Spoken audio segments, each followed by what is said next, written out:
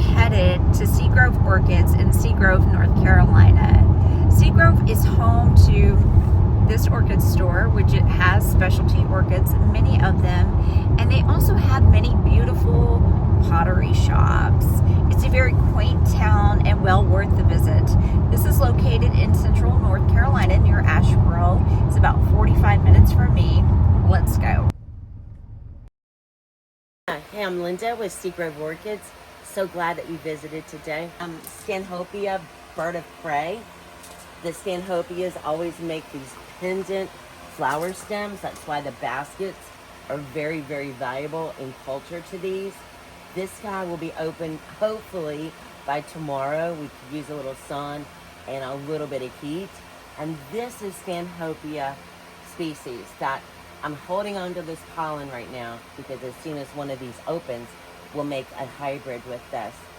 Stanhopeas are very sought after in my area, and I just cannot provide enough baby plants of this variety.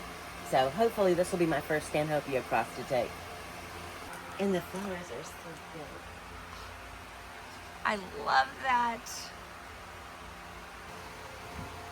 Oh, he's beautiful. I've recently had an interest in mounted orchids and miniature orchids. These are 2 racks that have several of those. She also has several larger mounted orchids in the back and along the aisles. You really must come see for yourself. That's Brassavola Gardneri. Gardneri. Okay. Yeah, he's pretty rare. You don't see that very often. Vivians, Hibiki are not here.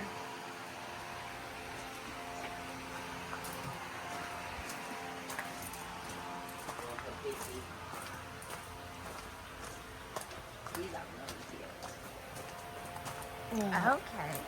Yeah. Those are beautiful. Yeah, so this is a little dendrobium hybrid, and these flowers are so long lasting, you actually think that it is artificial. Yes. They stay in flower for months, just looking that perfect. So he would be very fragrant at night. Oh. He's really cool. And that's a trailing almost. Yeah, he does kind of hang pendantly. This is called a nectary. A nectary. The Angraecum family has the nectary. Basically, Charles Darwin, he had a theory that for every orchid there had to be one unique pollinator. Prior to his death, they did not discover that a sphinx moth actually has a proboscis long enough to stick its tongue in there, and this would be hanging pendantly, of course. So he would drink the nectar all the way at the base of this nectary. Yeah, there's some YouTube videos now of sphinx moths pollinating or drinking the nectar from the genus Angraecum, and yeah, it always makes me a little more excited and a little tearful that Charles Darwin was so brilliant to pair that together. And truly, there is a moth that drinks that nectar from that.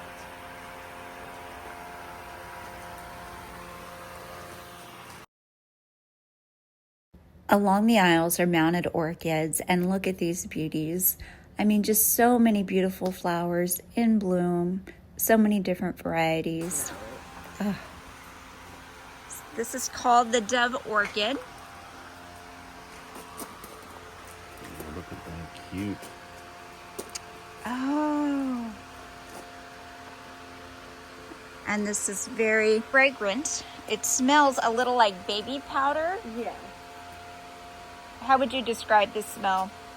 I'm describing that smell as a spicy, almost woody smell to me, but everybody's sniffer is different.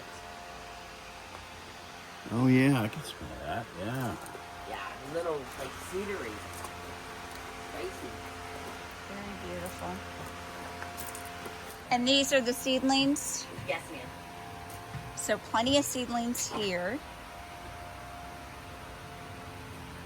What is this called? His name is Eximia. Eximia. Eximia cerulean. Oh my goodness. It's pretty. Very beautiful. He's been used in a lot of the Seagrove Orchid cerulean hybrids also. Okay. Yeah, so he's big mommy. Not big daddy, but big mommy. You. And cerulean is a highly coveted.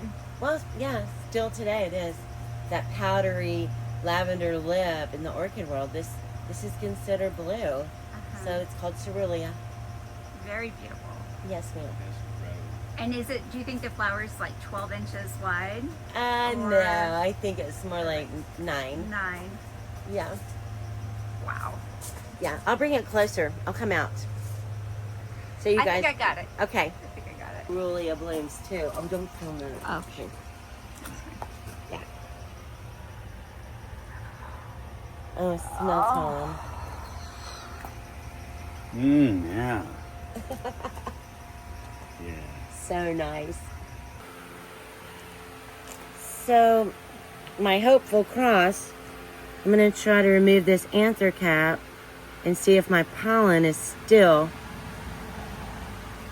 viable. And yes, ma'am, it is. Look at that. So, each orchid family has its own amount of pollinia. So that was the anther cap. Let's go ahead and remove the second one before we start talking about pollen. So why can't people say, oh, the orchids are bothering my allergies with loose pollen? The answer is because each one of these is millions and millions of individual pollen grains.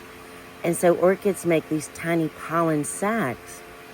And so when the bug comes up to the orchid, that's what gets attached to him, these little pollen sacs. And they dislodge the anther cap, just like we did mechanically with the toothpick. So I'm going to save those 4 pollen in hopes of crossing with my bird of prey that we spoke about a little bit earlier. And so I'm going to hold those. It's very humid out here. I just didn't want to take a chance on those rotting or molding. And how long will those be good for? Will you pollinate them very Oh, I could store this probably for a year Okay. in the right situation. Okay. Yeah, just make sure that you don't have it in cellophane. Sometimes I'll use wax paper, but in general, I'll just use white paper, put them in the refrigerator. I don't freeze them. I just keep them cool and with a desiccant to keep them from molding. And then I can rehydrate them if necessary to use on that Stanhopea. Very good. Yeah. So many different varieties of orchids, and so many are in bloom. And the expertise you'll get here is phenomenal. You must check them out. Seagrove Orchids, Seagrove, North Carolina.